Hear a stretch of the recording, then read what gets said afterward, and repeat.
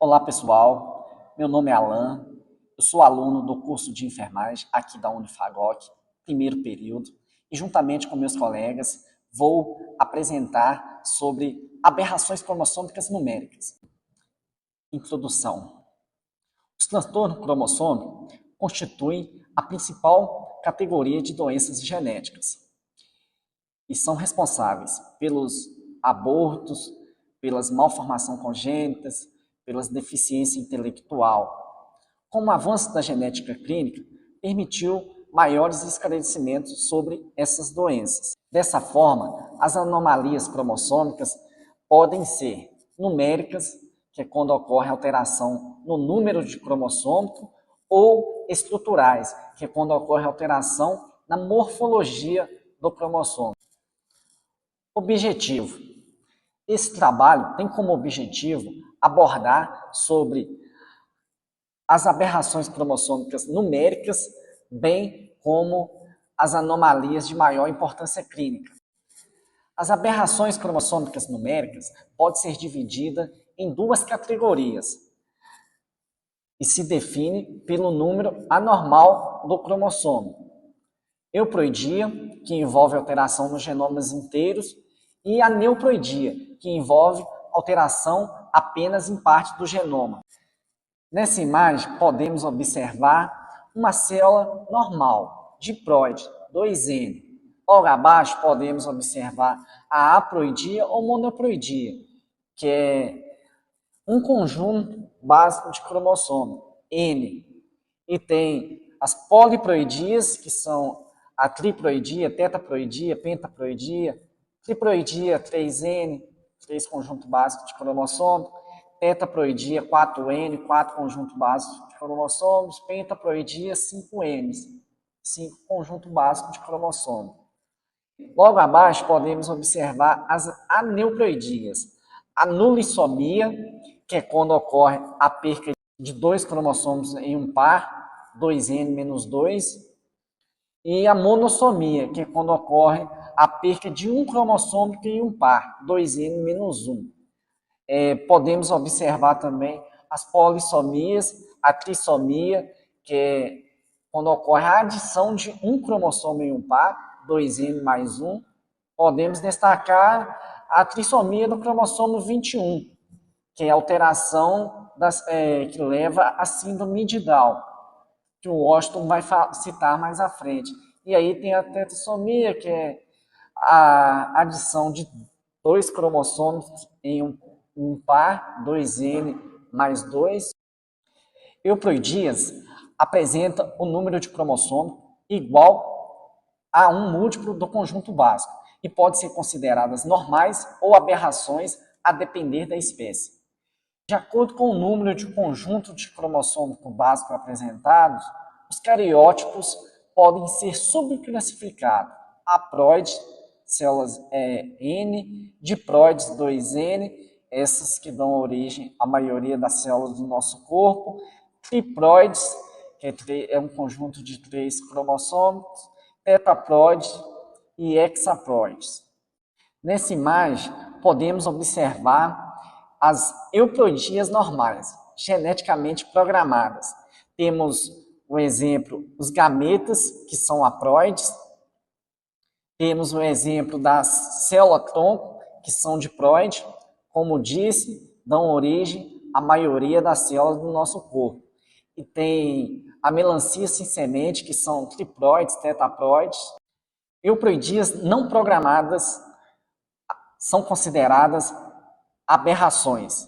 São raras, mas quando ocorrem, as triploidias são as mais frequentes e são incompatíveis com a vida, levando ao aborto espontâneo ou morte perinatais, devido ao grande número de malformação congênita.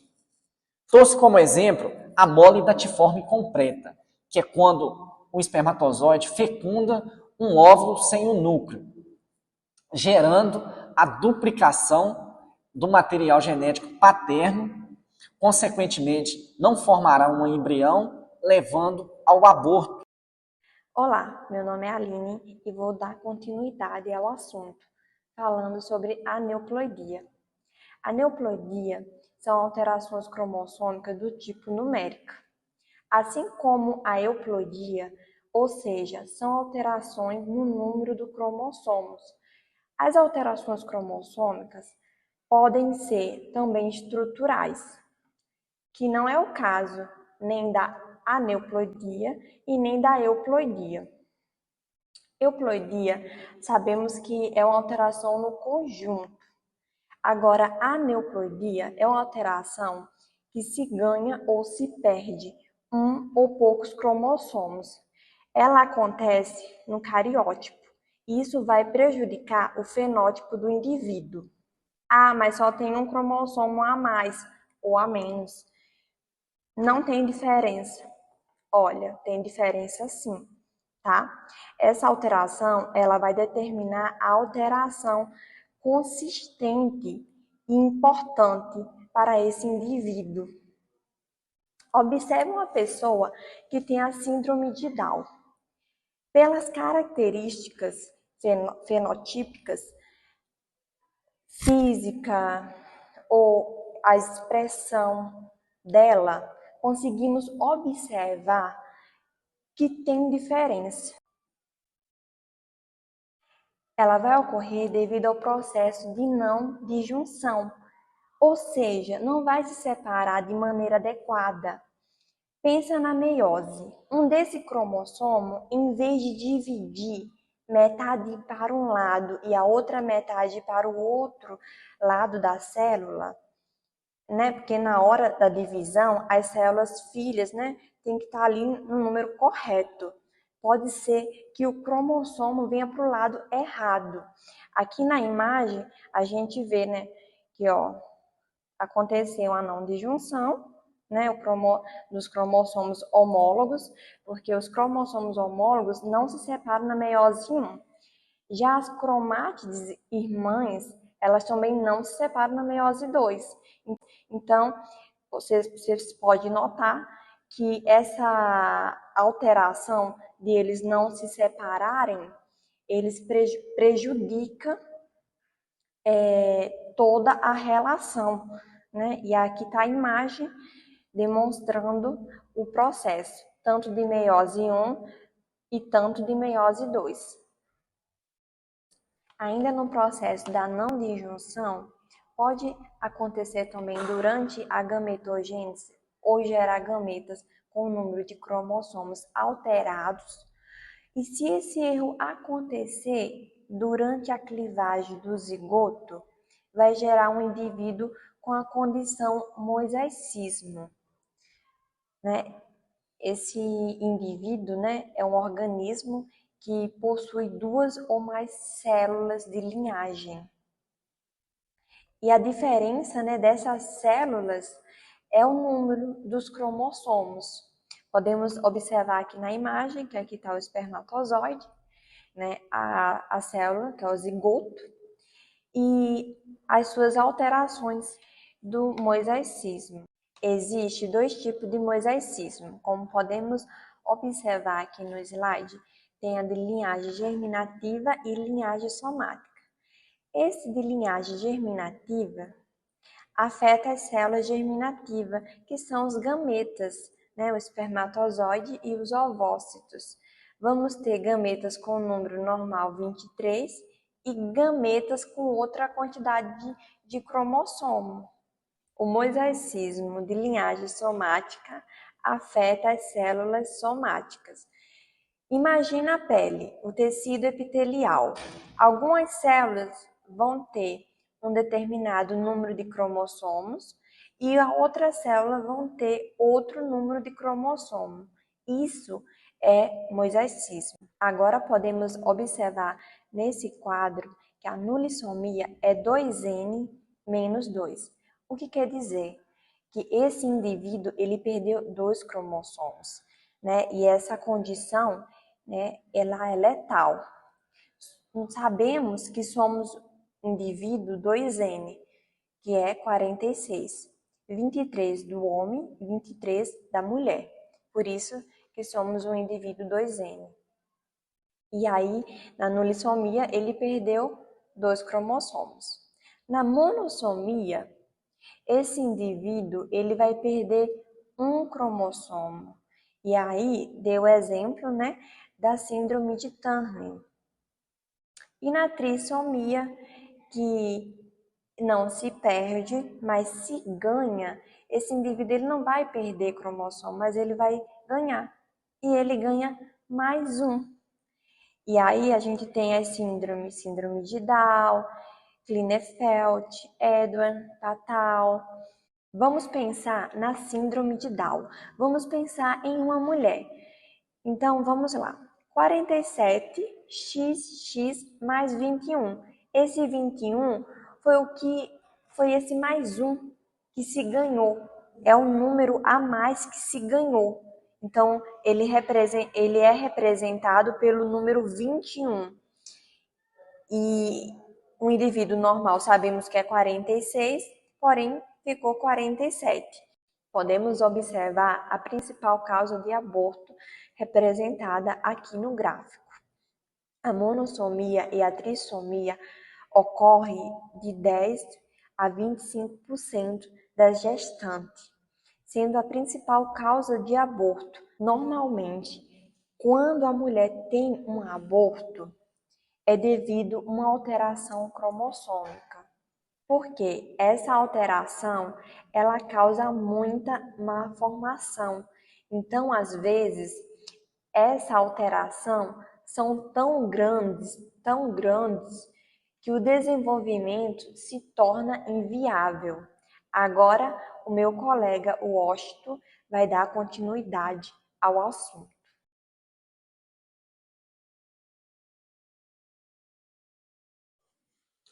Oi pessoal, meu nome é Washington, eu sou aluno do primeiro período do curso de enfermagem Unifagoc. Estou aqui agora para trazer para vocês uma breve aula sobre a síndrome de Down. Talvez você conheça alguém que tenha síndrome de Down, talvez você tenha um filho ou um amigo que porta essa deficiência. Assim como eu tive algumas dúvidas sobre essa deficiência, você também pode ter as mesmas dúvidas sobre o que acontece para a pessoa desenvolver essa deficiência. Eu não sabia, né, até um tempo atrás, mas agora estou aqui para explicar para vocês que todo mundo tem 23 pares de cromossomos. Essa pessoa que tem 23 pares de cromossomos é a pessoa considerada normal. Aí, para a pessoa desenvolver a síndrome de Down, ocorre uma trissomia no cromossomo 21. Ou seja, no cromossomo 21º, ao invés de ter um par de cromossomo, acontece a trissomia, que um terceiro cromossomo se junta a essa dupla, né? A esses dois cromossomos. E eu não sei se você sabe, mas o Dia Mundial da Síndrome de Down ela é comemorada no dia 21/3, 21 de março. Porque 21 porque a trissomia ocorre no cromossomo 21, em março porque é a junção de 3 cromossomos, por isso escolheram o dia 21/3 para ser comemorado, celebrado o Dia Mundial da Síndrome de Down. E eu quero trazer para vocês aqui que ocorrem 3 tipos, né, os principais tipos de trissomia, ocorrem geralmente 3.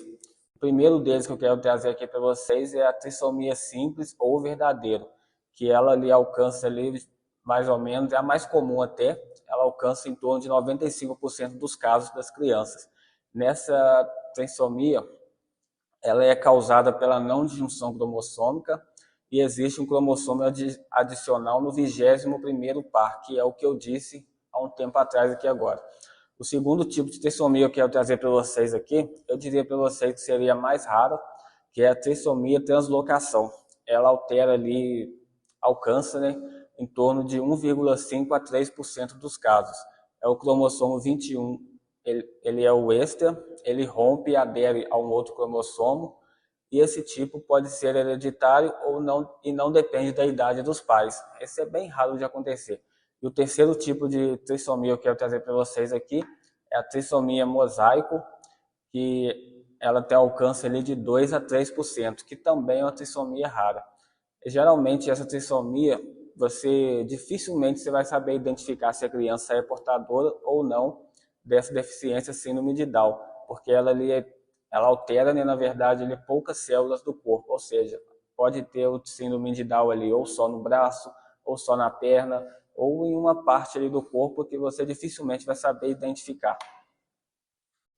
Sobre a incidência, eu queria trazer para vocês aqui que é a condição cromossômica mais comum nas crianças, e 1 em cada 787 bebês nascidos vivos, geralmente eles vão ser portadores dessa deficiência.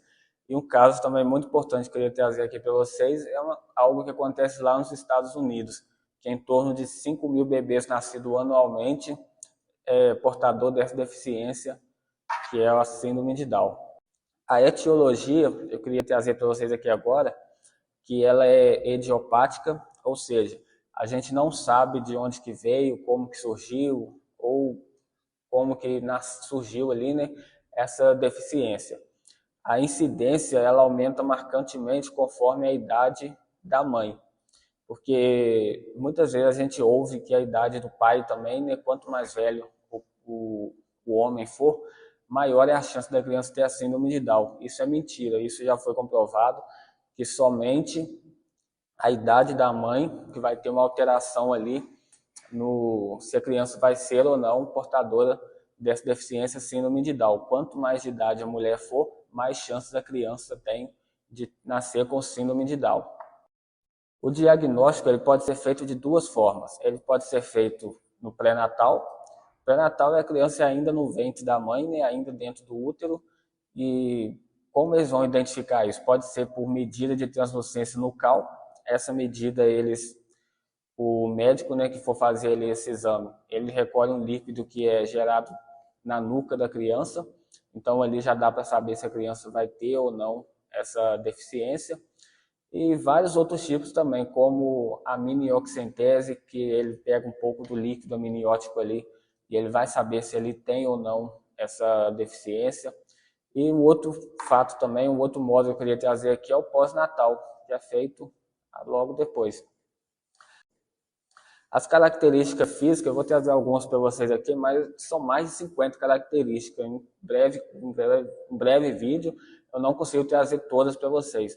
Mas geralmente a criança vai ter a língua grande e protusa, as mãos vai ser pequenas e curtas, os ossos longos vai ser mais curtos, mãos e pés pequenos, e a genitália subdesenvolvida. Orelhas também vai ser pequeno. Dificilmente você vai ver uma criança, uma pessoa com síndrome de Down mais alta.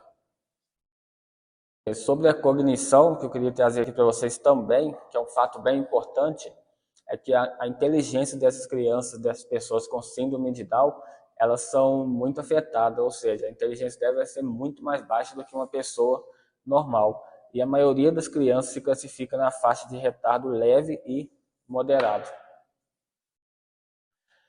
Eu também queria trazer aqui também que tem várias outras alterações, porque essas pessoas têm um comprometimento auditivo muito grande e também geram muitos problemas visuais, como astigmatismo, miopia ou a catarata. E sobre o tratamento, ele não é um tratamento assim tão simples de fazer como se pensa, porque é muito importante que os profissionais estejam sempre em conversas um com o outro sobre determinados casos.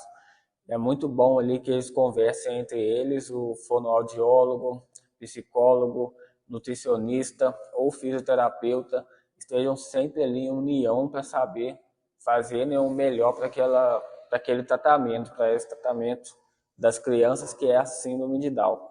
Essa é uma breve aula, né, que eu quis trazer para vocês, algumas partes importantes. Eu espero que isso ajude vocês aonde esse vídeo chegar. Eu espero que vocês entendam um pouco mais sobre o assunto e possa aí estar sempre auxiliando as pessoas sobre o tratamento, sempre sabendo responder as perguntas aí. Tudo bom? Meu nome é Pedro Rangel. Eu vou falar sobre duas síndromes aqui. Vou falar a síndrome de Patau e a síndrome de Turner. Começando a síndrome de Patau.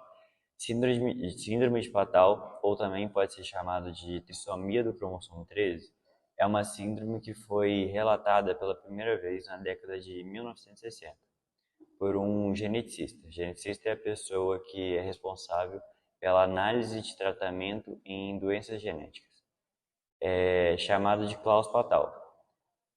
Nós podemos classificar essa síndrome como um acidente genético, na qual possui um cromossomo a mais. Os principais sintomas das crianças que nascem com essa síndrome é o atraso mental e cognitivo, além de malformações físicas, né? E que no caso seriam orelhas deformadas, fendas labiais, mãos com um sexto dedo ou dedos sobrepostos. Também pode ocasionar as crianças terem crises convulsivas e microcefalia. Além disso, a síndrome pode desencadear outras doenças e complicações que seriam problemas no coração, surdez parcial ou total e deficiência mental. Doenças renais também poderiam ocasionar. Apesar dessa anomalia não ser hereditária, isso pode contribuir para o nascimento de uma criança com síndrome de Patal. Os principais sintomas das crianças que nascem com essa síndrome é o atraso mental e cognitivo, além de malformações físicas, né? E que no caso seriam orelhas deformadas, fendas labiais, mãos com um sexto dedo ou dedos sobrepostos. Também pode ocasionar as crianças terem crises convulsivas e microcefalia. Além disso, a síndrome pode desencadear outras doenças e complicações que seriam problemas no coração, surdez parcial ou total e deficiência mental. Doenças renais também poderiam ocasionar. Sobre o tratamento, infelizmente não existe um tratamento ou uma cura para a síndrome. E apesar do acompanhamento, apenas um acompanhamento que deve ser realizado de maneira diária. E como os riscos são de grande proporção, a criança costuma passar dos primeiros anos de vida, só os primeiros anos de vida, e depois geralmente elas vêm a falecer. Agora eu vou falar sobre uma outra síndrome, no caso a síndrome de Turner. Na síndrome de Turner é apresentada nas meninas que nascem com um dos dois cromossomos X parciais ou completamente ausentes. O diagnóstico é baseado em achados clínicos e é confirmado por análise citogenética. O tratamento depende da manifestação e pode incluir cirurgias para a correção de anomalias cardíacas. Um dos sintomas, os sintomas que incluem é a baixa estatura, a puberdade tardia, a infertilidade, a malformação cardíacas, e os braços também podem dobrar para fora da altura dos cotovelos. Como a síndrome de Patal, não há um tratamento específico para as condições genéticas. Sobre a baixa estatura, que eu havia falado, no caso para tratar o crescimento, o tratamento com hormônio de crescimento, que pode também estimular o crescimento, né? Também possui uma terapia de reposição de estrogênios e geralmente necessário para iniciar a puberdade e normalmente é administrada por volta dos 12 a 13 anos de idade. Depois disso, são administrados anticoncepcionais para manter características sexuais secundárias, que a gente poderia dar exemplo de afinamento na voz, aumento dos seios e algumas outras características. A próxima síndrome que eu vou falar para vocês vai ser da síndrome de Klinefelter. A síndrome de Klinefelter acomete o indivíduo do sexo masculino. Descrita por Harry Klinefelter em 1942, se trata de uma trissomia nos cromossomos sexuais do indivíduo. A mutação genética ocorre pela adição de mais cromossomos X, o deixando assim com variantes como, por exemplo, XX, XXXY e etc. Geralmente, quanto mais X se adiciona aos cromossomos, mais problemas essa pessoa, mais dificuldade essa pessoa vai ter em questão de cromossomos. O homem com a síndrome de Klinefelter apresenta características peculiares como hipogonadismo, micropenia e altura elevada e outros mais. mas tudo está relacionado ao hipogonadismo. Os testículos são produtores de testosterona, hormônios masculinos. E com a falta desse hormônio, o corpo, consequentemente, causa retardamento nas características masculinas e infertilidade. Dentre as características citadas, existem algumas bem específicas como ginecomastia, que são os seios grandes, pouca quantidade de pelos corporais, retardamento mental, voz fina, ombros encolhidos e quadris alargados, que por sua vez são características femininas. Concordam? Agora vamos falar um pouquinho sobre o diagnóstico, da síndrome de Klinefelter. O diagnóstico se dá através de exames como, por exemplo, teste de infertilidade, cariotipagem e espermograma. Esse indivíduo com essa síndrome de Klinefelter, ele consegue ter uma sobrevida com alguns tratamentos hormonais e tudo, Então a gente vai falar um pouquinho sobre os tratamentos. A gente pode citar como tratamento cirurgia de ginecomastia para as questões estéticas de bem-estar do indivíduo. Reposição hormonal com a dosagem aumentada gradativamente de acordo com a idade e desenvolvimento do mesmo, para que assim se desenvolva características masculinas visadas. Então o indivíduo ele vai passar por uma série de tratamentos, acompanhamento psicológico, tratamentos psicológicos, mentais, e também a cirurgia que eu citei de ginecomastia, o aumento da dosagem de hormônio, a partir de quando o indivíduo vai crescendo, vai aumentando a quantidade de hormônio dele para que ele consiga ter uma quantidade de hormônio legal para que se desenvolva a voz grossa, os ombros largos, que ele consiga futuramente ter uma característica mais masculina. No mais, eu agradeço e encerro com vocês a minha explicação sobre a síndrome de Klinefelter. Falemos então sobre a síndrome de Edwards. A síndrome de Edwards também é conhecida como trissomia 18 por ocorrer na posição 18 dos cromossomos. A alteração ocorre em 1 a cada 8.000 indivíduos nascidos, sendo assim 95% dos casos de aborto espontâneo, tendo em vista o pouco tempo de vida dentro da barriga da mãe. Agora vamos falar um pouco das características dessa mutação, da síndrome de Edwards. Suas características mais observadas são as mãos fechadas com os dedos sobrepostos, retardamento de crescimento pré-natal, menos peso e desenvolvimento dos músculos e nervos, o que causa dificuldade motora, dificuldade de alimentação, mandíbula recuada e implantação baixa das orelhas. Agora vamos para as considerações finais. As aberrações cromossômicas podem ser subdivididas entre aberrações cromossômicas numéricas e aberrações cromossômicas estruturais.